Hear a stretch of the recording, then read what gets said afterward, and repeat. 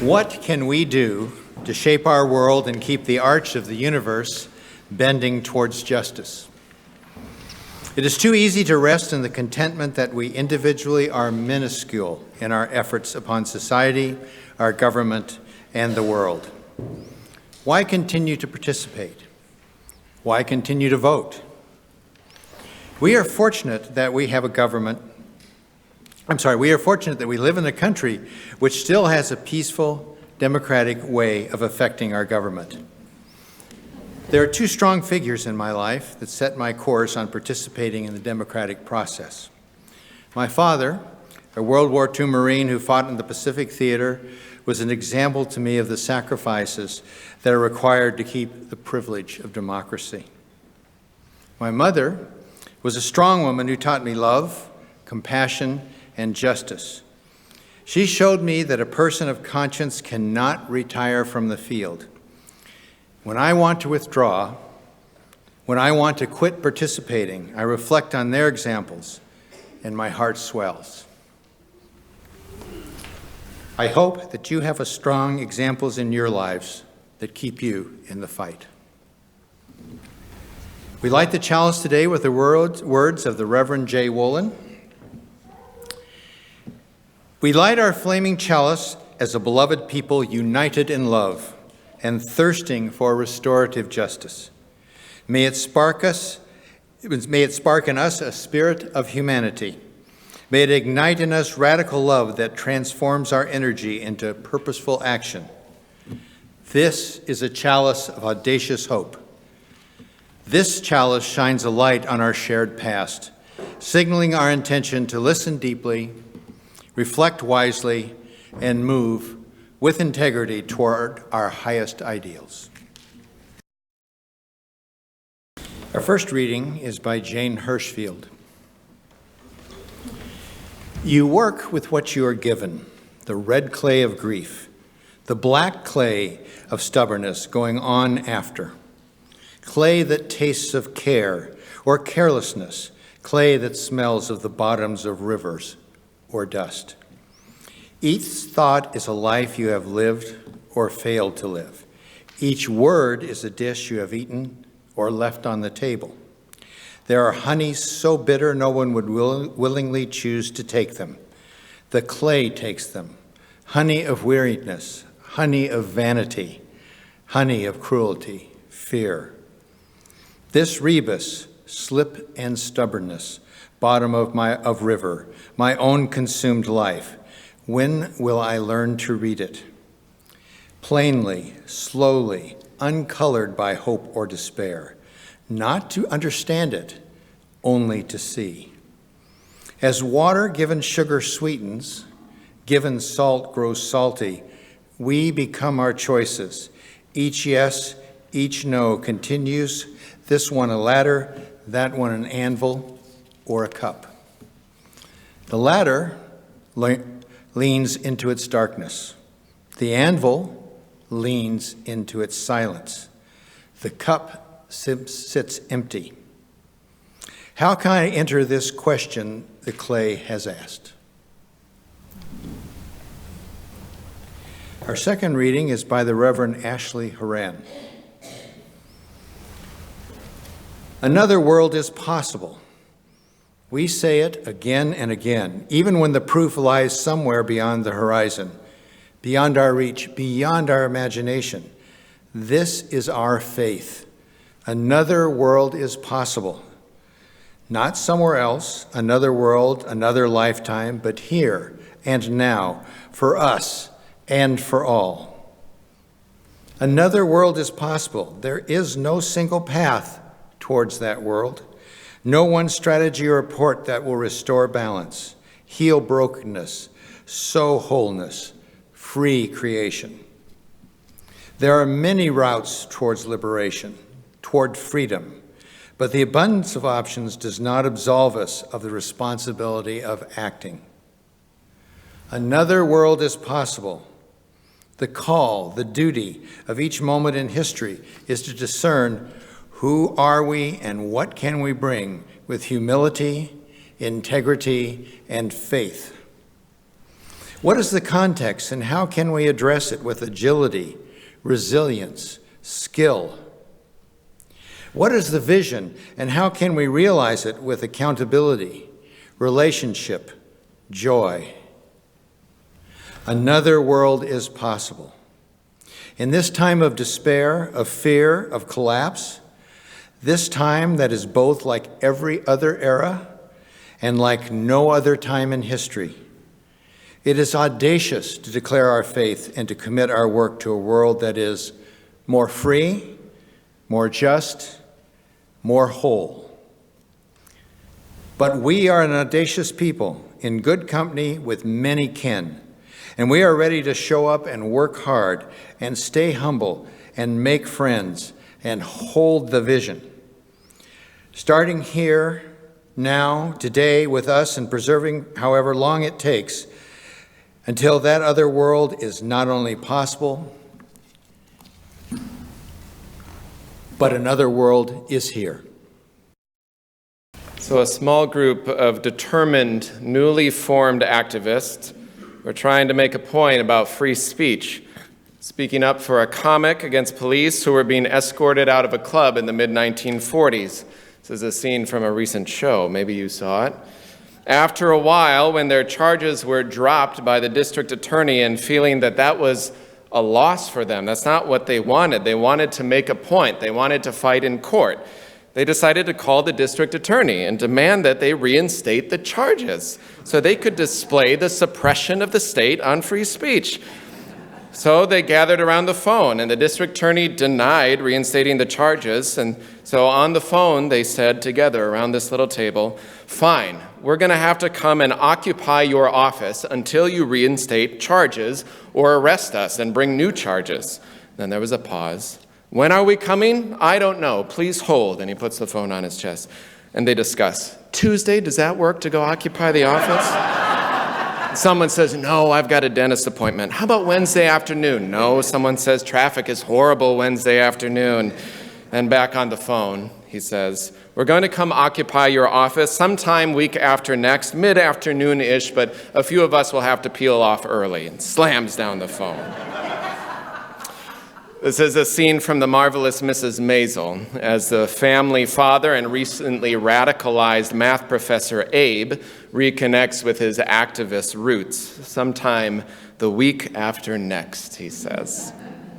As mocking as the scene is of political activism, it reminds me that almost always we are navigating our own way through this world of competing values and demands on our time and energy, somewhere between work and school, between the values of our upbringing and those we found along the way, somewhere between living our passion and earning a paycheck, somewhere between dropping off kids at school or caring for our health or caring for a loved one, somewhere between finding time for respite and renewal for our own well-being, but not getting too distant or disconnected from current events, somewhere between the morning paper and the constant news feed, between making dinner and wiping noses and holding our own grief, we find ourselves, sometimes tired, sometimes content, finding the best way forward, making the choices sometimes that we want or others that we'd rather not, but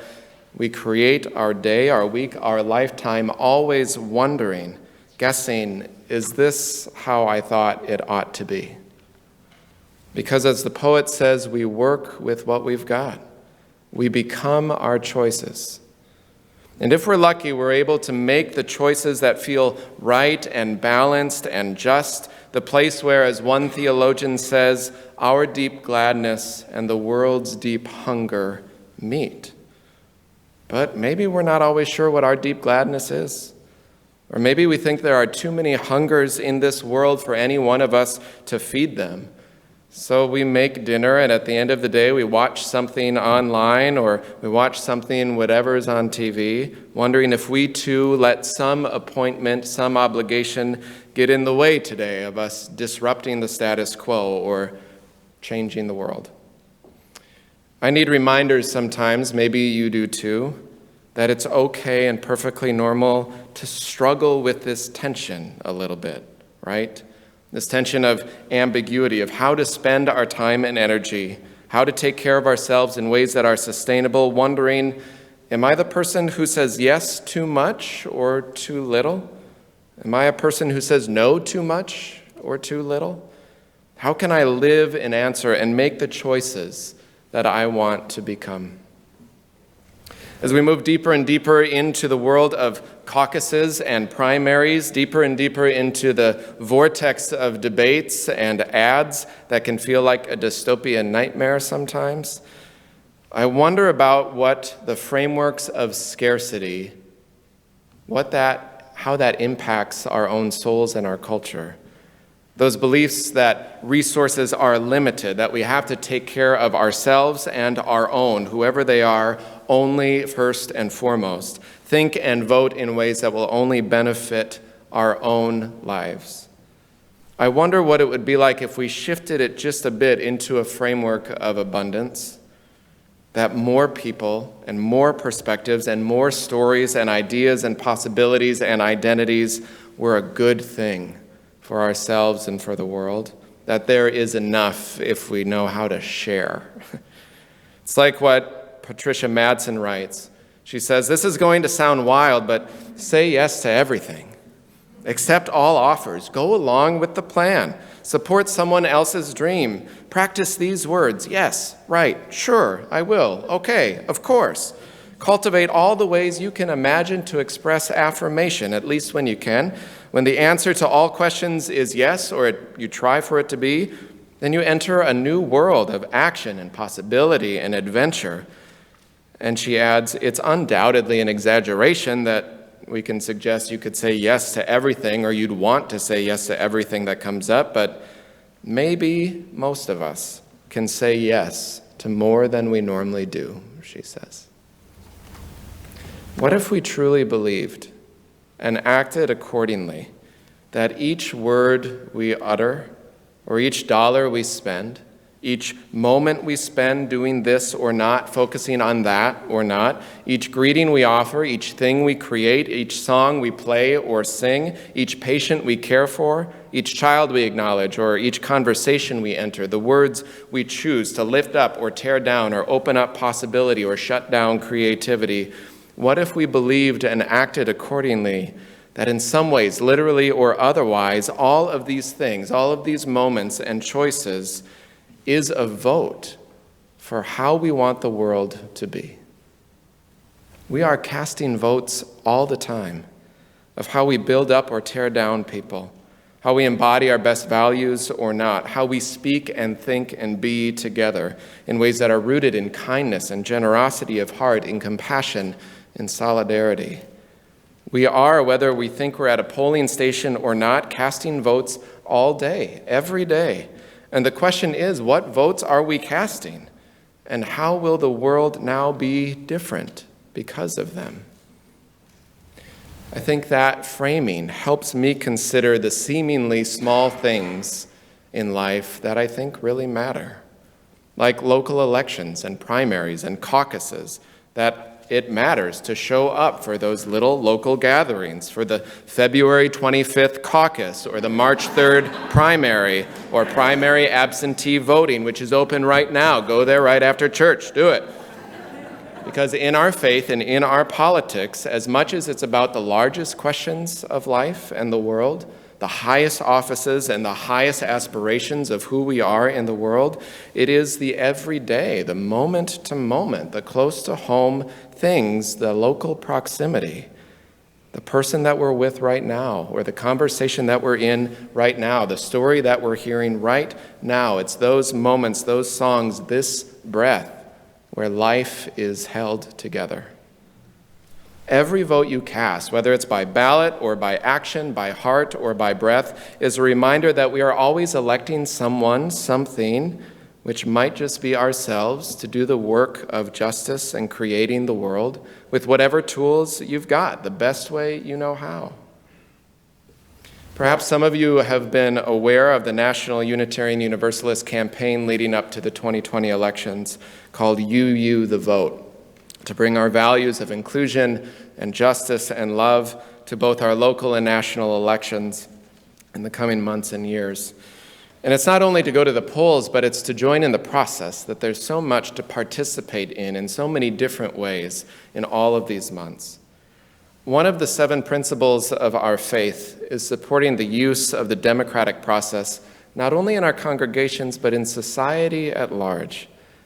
A belief that many voices, especially the marginalized, are important, and that it takes all of us working together, including strong leaders, to create a network of values for the flourishing of humanity and all of creation, which includes working through the mess of democracy, of repair, of re-voting sometimes, of right relationship.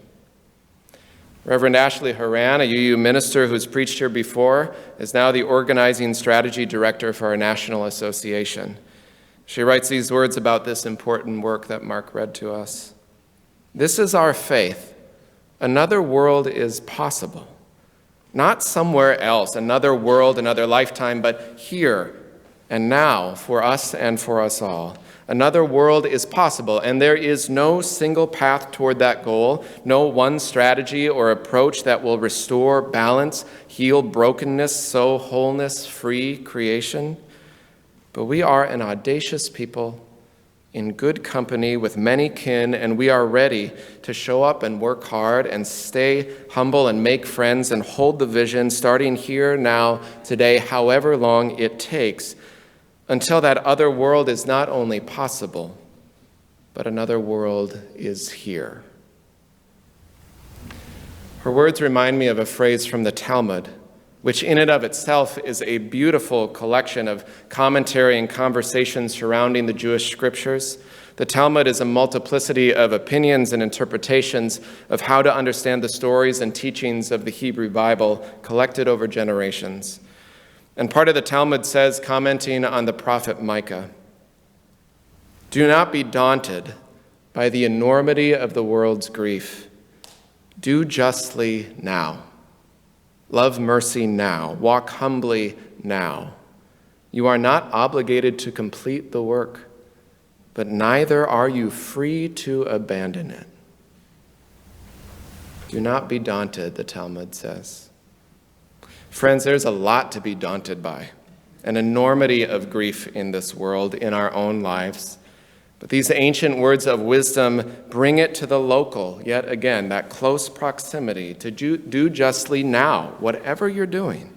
Love mercy now, freeing you of the burden, the impossible burden of fixing everything, and reminding you of your moral obligation to do something. Because you work with what you were given, writes Jane Hirschfeld. Each thought, she says, is a life that you have lived or failed to live. Each word is a dish that you have eaten or just left on the table. She says we become our choices. Each yes, each no continues on. So how can I enter this question that the clay has asked? How do we take what we've got? And it seems often we've just got a mess, and it's not quite clear how we're going to clean it up. How might we make and have the audacity to believe that what we do, however small it may seem, matters and makes a difference? How do you cast your vote beginning right now? Yes, the election feels rigged sometimes. Maybe it is sometimes. But we have ballots enough in the type of election of soul and love and justice that we're called to, that we can, with integrity, vote early and vote often. Remember that you have power. Remember that you have power, that you have influence, small as it may seem. And what you do or don't do and how you do it matters. It matters to the people right next to you. It matters to the people you might never know. Never underestimate the power that you have to create the air, the energy, the feeling with your art, with your words, with your smiles, with your kindness, with your anger, with your dissent, with whatever you have. And the waves of influence that come from your choices will ripple out in ways you never imagined. While you're doing that and while you're voting, Vote and choose love. Again and again and again. Vote and choose justice and equity and hope over and over. Because you never know what just a little love, a little justice, a little equity, it might just save someone's life in ways you will never know why. It might remind yourself and everyone that they are beloved. And maybe then we can start to act like it as humanity. And then that new world will be now. Invite you, as you're comfortable, to join a hand next to you or place your hand on your heart and breathe deep the breath of life. Go yonder, and gather the people. Give them not hell, but courage and hope. Give them something of the love you have found here, and tell all the people that love is our home.